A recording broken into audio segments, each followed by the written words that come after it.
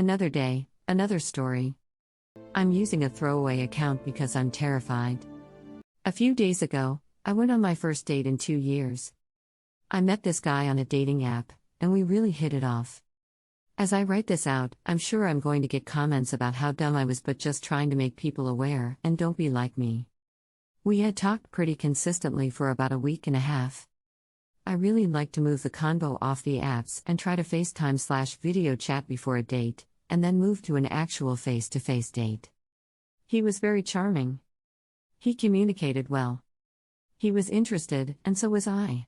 We got into some interesting and deep conversations very quickly, which is unusual for me. I'm usually pretty reserved and keep most of the conversation to a minimum until we have a face-to-face date. Our first foot we talked for 3+ hours with absolutely no awkward silent moments in the chat. We FaceTimed just about every night after that, and it was the same vibe. We just seemed to have an unusual connection very quickly, and he asked me many questions about myself, showing he was really trying to get to know me. I was excited about this guy. He told me he was a veteran. He also mentioned he had a government job now that required him to sign an NDA and didn't have social media, etc. This is where I get gullible.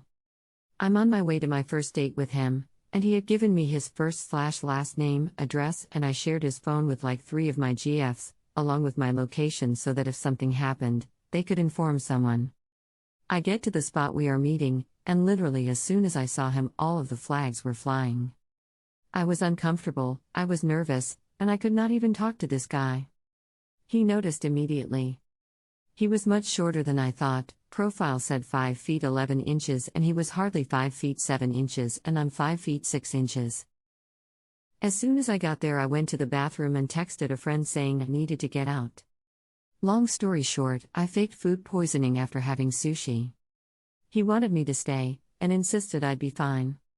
I told him I'm not getting sick here and left. He walked me out, and he texted me about 10 minutes later that he felt something was up. The next morning, I texted him asking him what his real name was. He had lied about where he was currently living, so I knew there was more he was lying about. He gave me his real last name and my friend's, and I Googled him, and I found over 20 pages of police reports. Everything from burglary to assault, possession of a weapon, and parole violations. Even as early as 2020. I was absolutely mortified, and still am. Please do a background check on people you meet on apps. Thank you, and having you here was a privilege to me. Please support the channel by subscribing.